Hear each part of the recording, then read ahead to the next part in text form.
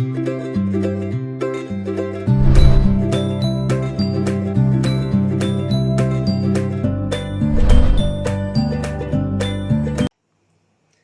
عليكم يا احلى مشاهدين في الدنيا، والنهارده مع احلى وصفه مع منى.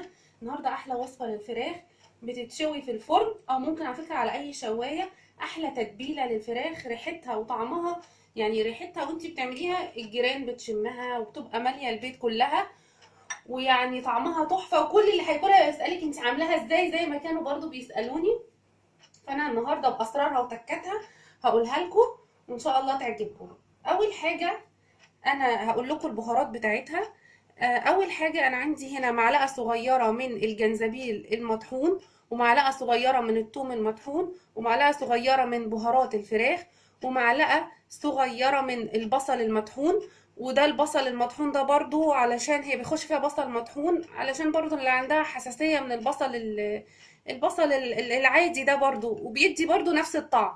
ومعلقه من الكمون، ومعلقه من الكركم، ونص معلقه بسيطه قوي من البهارات المشكله، لان بتعمل ميكس مع دول، نص يعني نص معلقه ممسوحه.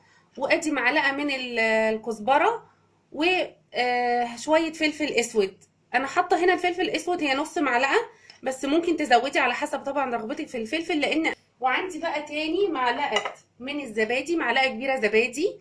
وعندي معلقه صغيره من الملح.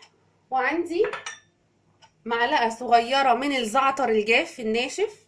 وعندي معلقه من الكاتشب، معلقه كاتشب ومعلقه مستردة صغيرين.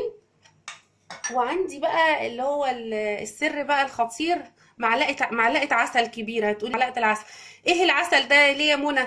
اهو العسل ده يا جماعه السر اللي بيخلي لما الفراخ تتشوي، عارفين اللون الجولدن الذهبي بتاعها لما بتشوفها متصوره كده في مطاعم، في المنيو بتاعت المطاعم، ولا في التلفزيون، هو اللون ده هو ده اللي بيدي الفراخ اللون الجولدن الحلو في الشوي، الذهبي، اللون الحلو ده ما بيخليهاش تتحرق كده ويبقى لونها وحش. هو ده السر العجيب برضو في خلطتها، وكل خلطتها بصراحة مع بعض تحفة. اول حاجة هنعمل ايه؟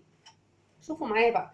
اول حاجة يا جماعة هننزل بالبهارات اهي على الفراخ كلها اللي انا قلتها، اللي هي الخلطة الفظيعة الميكس دي من البهارات اللي بتخلي ريحة الفراخ يعني كل الناس تشمها تقريبا اللي انت عاملاها دي. على فكرة خلطة الفراخ دي عارفين مين اللي بيعملها يا جماعة؟ الهنود، الله يمسيهم بالخير. يعني الهنود هما اللي بيعملوها، يعني تحفة. وصفة برضو تعتبر من المطبخ الهندي.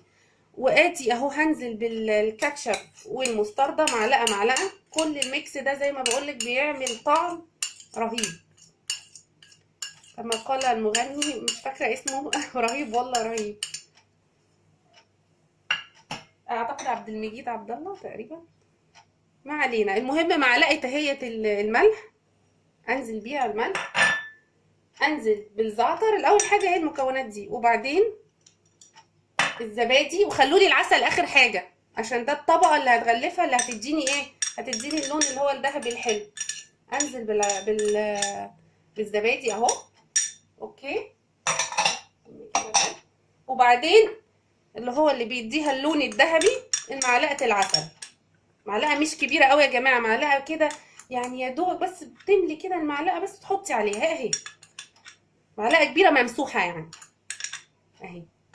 وبعدين نخلط كده كل المكونات دي مع بعض، يا ريت بالايد عشان انا هدخلها جوه الجلد، معلش يعني كان نفسي تبقوا معايا. زينو بحط معلقه صغيره خل تفاح، لو ما فيش خل تفاح عادي الخل العادي، لان انا بحب فيها يبقى فيها ريحه، يعني طعم الصور ده، يعني تكون شويه فيها مزازه.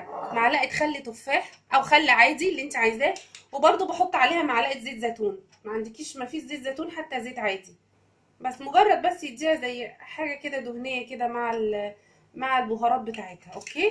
وبعدين بنخلط كلها، بنخلط بايدينا علشان انا عايزه ادخل التتبيله دي اللي هي الزبادي والكاتشب والمستردة، كل اللي انا قلته لكم ده والبهارات بتاعتها، ادخلها تحت الجلد وجوه الفراخ كويس قوي. ونخلط كلها. بصوا ازاي كده بمسك كده وادخلها كده من تحت الجلد كده، والجلد كده تخش كده ايه، تخش كده تحت الجلد.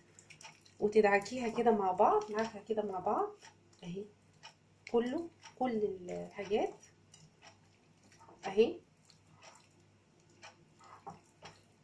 بالشكل ده كده. بندخلها اهي التتبيله بتاعتها كلها كده جوه الجلد مع بعض، وبعدين بسيبها نص ساعه. التتبيله دي مش لازم، عايزه تسيبيها ساعتين 3 براحتك، مستعجله يعني هي اصلا بتشرب لانها تتبيله غنيه جدا ومع الزبادي فبتبقى سهل انها تشربها. هي يا دوبك ربع ساعه وتبداي تشتغلي فيها، تشويها في الفرن مفيش مشكله. تدخليها في الفرن على على نار الاول عاليه في الفرن 200 220. وبعدين بعد كده وبتغطيها الاول، هنغطيها الاول بورق. الفراخ اهي يا بنات طلعتها من الفرن، وبصوا شكلها وجمالها عامله ازاي. شفتوا اللي هي معلقه العسل الممسوحه خالص دي اديتها اللمعان ده ازاي، واللون الحلو ده ازاي. وعلى فكره ما بتبقاش مسكره، على احسن الناس تفتكر ان معلقه العسل اللي هي الممسوحه دي اللي مش كتير بتدي تسكيره او حاجه ليها، لا ده بتعزز الطعم وبتعزز اللون. وبصوا بتبقى لونها اللمعان، بصوا بتبقى عامله ازاي، بتبقى شكلها زي بتاعه المطعم وريحتها تحفه بالوصفه. التتبيله اللي انا قلت لكم عليها دي تحفه، جربوها بجد بجد، هي وصفه متجربه وتحفه وهتعجبكم جدا. ولو عجبتكم الفيديو عجبكم ما تنسونيش في لايك وشير وتشتركوا في القناه سبسكرايب، وبحبكم قوي قوي واشوفكم الفيديو الجاي.